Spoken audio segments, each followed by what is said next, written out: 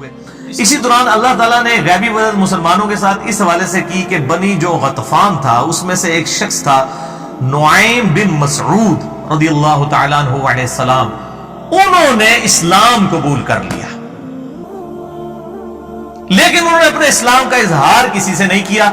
چپ کر کے نبی صلی اللہ علیہ وآلہ وسلم کے خیمے میں آئے اور کہا یا رسول اللہ صلی اللہ علیہ وآلہ وسلم، میں آپ کو اللہ کا پیغمبر مانتا ہوں، آپ میرے ذمہ کوئی کام لگائیں کہ اس جنگ کی صورتحال میں میں کوئی ایسا کردار ادا کر دوں کہ یہ جنگ ٹل جائے۔ اور اس نے ایک مشورہ سامنے رکھا، اور ظاہر ہے کہ جنگ تو ہے ہی دھوکے کا نام، صحیح بخاری و مسلم میں احادیث موجود ہے، ظاہر ہے کہ وہ جنگ کے اندر یہ معاملات کرنے پڑتے ہیں۔ بال یہ کہا جاتا ہے نا محبت اور جنگ میں ہر چیز جائز ہے، یہ غلط ہے۔ محبت تو غیر محرم عورت کے ساتھ بغیر نکاح کے رشتے کے ویسے ہی حرام ہے، تو محبت تو صرف بیوی کے ساتھ کی جا سکتی ہے، بچوں کے ساتھ، ماں باپ کے ساتھ جو رشتے ہیں۔ تو جنگ کے اندر البتہ جنگ دھوکے کا نام ہے، اس میں دھوکہ دیا جا سکتا ہے، لیکن دھوکے میں بھی کوئی عہد کی خلاف ورزی نہیں کی جا سکتی۔ وہ مسئلہ نمبر 87 میرا ریکارڈڈ ہے، اسلامی ڈیموکریسی کے اوپر اور اسلامی حکومت کو چلانے کے جو 3 بنیادی اصول ہیں اس حوالے سے۔ تو اب نعیم ابن مسعود رضی اللہ تعالیٰ عنہ نے بالکنسنسس کے ساتھ، ان کا ایک مشورہ تھا، آپ صلی اللہ علیہ وآلہ وسلم نے پسند فرمایا، اور یہ سب کچھ عمر سیریز میں انہوں نے فلمایا ہے اور آپ کو اس زمانے میں پہنچا دیا جی انہوں نے۔ اور غزوہ خندق میں وہ کس طریقے سے معاملہ، بنو قریظہ جو تھے ان کو جو ہے وہ مشرکین عرب نے اور یہودیوں نے مل کے کہا کہ بھئی ہم نے جنگ تو جیتی جانی ہے، تو تم لوگ جو ہے نا ہمارا ساتھ دو اور نبی صلی اللہ علیہ وسلم کے ساتھ بد عہدی کرو، اس طرح سے ہمیں انٹر ہونے دو تاکہ جو ہے وہ ہم ان کو ختم کریں، اس کے بعد مدینے کے حاکم تم بن جاؤ گے۔ انہوں نے جو ہے وہ بد عہدی کر دی مسلمانوں کے ساتھ، اور ظاہر ہے یہ سیدھی سیدھی مسلمانوں کی موت تھی ان کا بد عہدی کرنا، کیونکہ پھر تو وہاں سے کافر جب انٹر ہو جاتے تو مسلمان اس کے لیے تیار ہی نہیں تھے۔ یہ سائڈ تھی آپ سمجھ لیں مشرق والی، شمال کی طرف خندق کھودی ہوئی تھی، مشرق کی طرف بنو قریظہ اور باقی قبائل تھے، اور مغرب والی سائڈ کے اوپر اور پیچھے جنوب اس طرف چٹیل پہاڑ تھے، یہاں سے تو خطرہ نہیں تھا۔ بنو قریظہ کی بد عہدی جو ہے نبی صلی اللہ علیہ وآلہ وسلم تک خبر پہنچ گئی کہ یہ تو مطلب اندر خانے کچھ کر رہے ہیں۔ آپ صلی اللہ علیہ وآلہ وسلم نے جو ہے وہ سعد ابن عبادہ کو اور کچھ اور لوگوں کو، ابو عبیدہ ابن جرح کو، ان لوگوں کو بھیجا کہ جا کے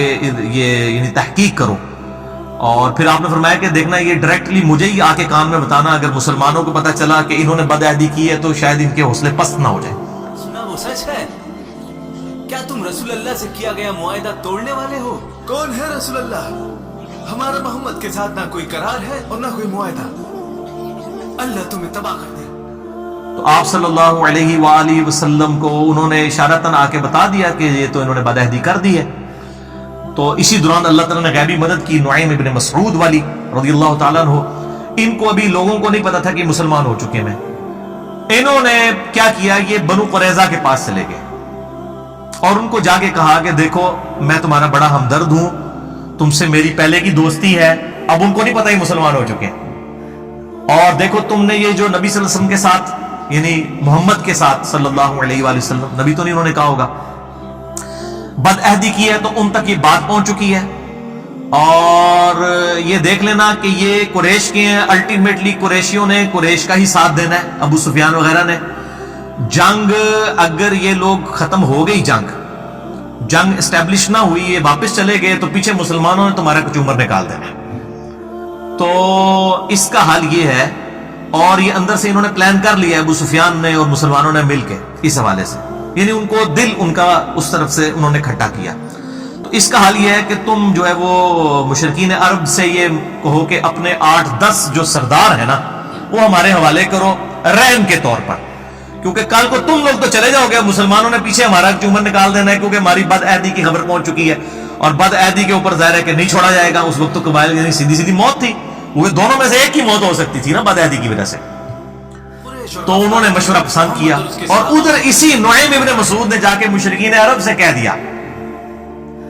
کہ بھائی یہ دھیان رکھنا، تم یہ بنو قریظہ کے لوگ جو ہیں تمہارے سردار، یہ نہ ہو کہ تم سے کوئی مانگ لے۔ انہوں نے اندر خانے محمد صلی اللہ علیہ وسلم سے پہلے ہی معاہدہ کیا تھا، یہ تمہیں اوپر سے کہہ رہے ہیں ہم عہد کی پاسداری توڑ دیں گے، اندر سے یہ نبی صلی اللہ علیہ وسلم کے ساتھ ملے ہوئے ہیں، اور یہ جو ہے گارنٹی کے طور پہ تم سے 8-10 سردار تمہارے مانگیں گے تاکہ ان سرداروں کو نبی صلی اللہ علیہ وسلم کے حوالے کر کے اپنے اس عہد کی پاسداری کا یقین دلا دیں کہ ہم نے عہد نہیں توڑا.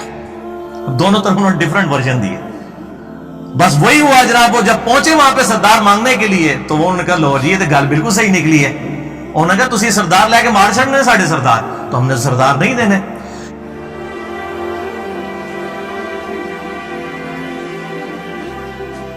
نوام کی خبر پکی تھی, واللہ میں اپنا ایک آدمی بھی ان کے حوالے نہیں کروں گا. اس کی وجہ سے ان کی آپس میں کنفیوژن ہوئی اور وہ بنو قریظہ والا معاملہ جو ہے وہ ٹھپ ہو گیا. ان کو پتا چل گیا کہ یار یہ تو مطلب واقعی یہ تو چلے جائیں گے, پیچھے ہماری شامت آ جائے گی.